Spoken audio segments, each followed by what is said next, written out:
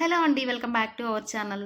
మన ఆంధ్ర భోజనాలలో ఖచ్చితంగా ఉండే రెసిపీ అనమాట. టమోటా పప్పు చాలా చాలా బావుంటుంది రుచయితే. ఈ పప్పుకి సైడ్ డిష్ గూడా లేకోకుండా హ్యాపీగా అయితే మనం ఫుల్ భోజనం అయితే తినేసేయొచ్చు. అంత బావుంటుందనమాట టేస్ట్. సో, దానికోసం ఫస్ట్‌గా నేను ఒక కుక్కర్ అయితే తీసుకొని దాంతో నేను చూపిస్తున్న ఈ గ్లాస్‌తో 1 ½ గ్లాస్ కందిపప్పు అయితే యాడ్ చేసుకున్నాను. సో, ఈ కందిపప్పు మునిగేంత వరకు కూడా మనం వాటర్ పోసుకొని ఒక 2, 3 టైమ్స్ అయితే నీట్‌గా వాష్ చేసుకోండి. ఏదైనా మట్టి గాని అట్లా ఉంటే మనకు పోతాయి. 2 టైమ్స్ అయితే ఖచ్చితంగా వాష్ చేసుకోండి. వాష్ చేసుకున్నాక ఆ వాటర్‌ని పక్కన ఒక గిన్నెలోకైతే తీసేసుకోండి. ఇప్పుడు దీంతో మనం వెజిటబుల్స్ అయితే యాడ్ చేసుకోవాలనమాట. సో, దానికోసం మనం పచ్చిమిర్చి, టమాటా అండ్ ఉల్లిపాయ అయితే ముందుగానే కట్ చేసి పెట్టుకోవాలి. ఈ కుక్కర్‌లోనే కట్ చేసుకున్న పచ్చిమిర్చి ఒక 5-6 వరకైతే వేసుకోండి. దీంతోనే హాఫ్ ఆనియన్ అయితే వేసుకోండి. మనం పెద్ద ఆనియన్ కట్ చేసుకుంటే హాఫ్ అయితే వేసుకోండి. చిన్నదైతే ఫుల్‌గా అయితే వేసుకోండి. రిమైనింగ్ హాఫ్ వచ్చేసి మనం తాలింపు యాడ్ చేసేటప్పుడైతే వేసుకోవచ్చు. ఇప్పుడు నేను 3 టమాటోస్ పెద్ద టమాటోస్ అయితే తీసుకొని అవి ఇట్లాగా చిన్న పీసెస్‌గా కట్ చేసుకొని అయితే వేసుకున్నాను. దీంతోనే ఒక 2 రెబ్బలు కరివేపాకు నీట్‌గా వాష్ చేసి అది గూడా ఇట్లాగా పప్పులో వేసుకోండి. ఈ పప్పుతో పాటు కరివేపాకు కూడా బాయిల్ అవుతే పప్పుకు మంచి టేస్ట్ అయితే వస్తుందనమాట. ఇప్పుడు దీంతోనే ఒక హాఫ్ టేబుల్ స్పూన్ వరకు పసుపు అయితే యాడ్ చేసుకోండి. అండ్ 1 టేబుల్ స్పూన్ వరకు ఆయిల్ అయితే యాడ్ చేసుకొని ఒక్కసారి మొత్తం కూడా ఇట్లాగా కలబెట్టేసేయండి. సో, మొత్తం అంతా కలిసిపోయేటట్టుగా ఇప్పుడు కుక్కర్ మూత అయితే పెట్టుకొని నేను ఇక్కడ 4-5 విజిల్స్ అయితే రానిచ్చాను. సో, 4-5 విజిల్స్‌కి మనకు పప్పు అయితే బాగా ఉడికిపోతుంది.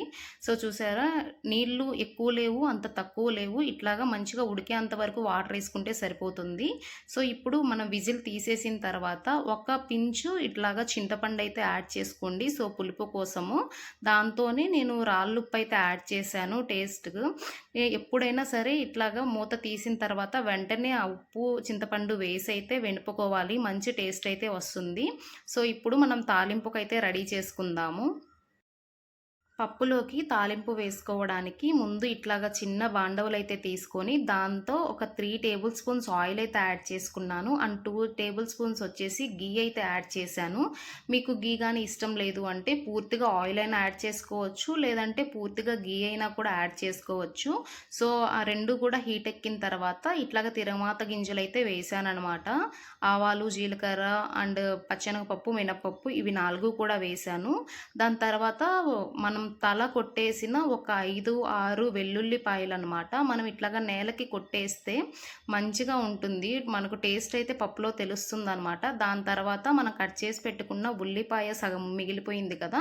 సో, ఆ ఉల్లిపాయ అయితే వేసుకొని ఇట్లాగా కలర్ చేంజ్ అయ్యేంత వరకు కూడా వేపుకోవాలి. దీంతోనే ఒక 3-4 ఎండుమిర్చి అయితే వేసుకోండి. అండ్ ఒక రెబ్బ కరివేపాకు అయితే వేసుకొని మొత్తం కూడా ఏగేటట్టు అయితే వేపుకోవాలి. ఈ పప్పులోకి ఆనియన్ మంచిగా వేగితే అయితే టేస్ట్ బాగొస్తుందనమాట. అండ్ ఇంకా తాలింపు అయిపోయింది, మనం దించుతాము అనే స్టేజ్‌లో కొంచెం కట్ చేసుకున్న కొత్తిమీర అయితే యాడ్ చేసుకోండి. సో, డైరెక్ట్‌గా మనం పప్పులోనే కొత్తిమీర ఏసే బదులు ఇలాగ తాలింపులో 1 మినిట్ మనం ఇట్లాగా వేపుకొని వేసుకుంటే టేస్ట్ అయితే బావుంటుందనమాట. సో, తాలింపు అయితే రెడీ అయిపోయింది. ఇప్పుడు పప్పులోకి వేసుకొని మొత్తం గూడా ఒకసారి కలిపేసుకోవాలి. మీకు పప్పు గనుక కాస్త గట్టిగా అనిపిస్తే కొంచెం వేడి వాటర్ అయితే వేసుకొని అయితే కలుపుకోవచ్చు. ఈ స్టేజ్‌లోనే సాల్ట్ అయితే చెక్ చేసుకోండి. ఉప్పు సరిపోయిందా లేదనేసి. ఇన్‌కేస్ సరిపోలేదు అనుకుంటే కొంచెం యాడ్ చేసుకోవచ్చు. అంతే అండి. చాలా సింపుల్‌గా అండ్ చాలా త్వరగా మనకు టమాటా పప్పయితే రెడీ అయిపోయింది. సో, సీజన్స్‌లో పచ్చిమిర్చి పప్పని, టమాటా పప్పని చాలా రకాలైతే వస్తున్నాయి గదా!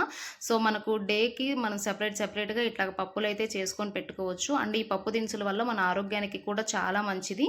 ఈ వీడియో గాని మీకు నచ్చితే లైక్ చేసి, షేర్ చేసి, కామెంట్ చేయండి. మీ ఫ్రెండ్స్ అండ్ ఫ్యామిలీ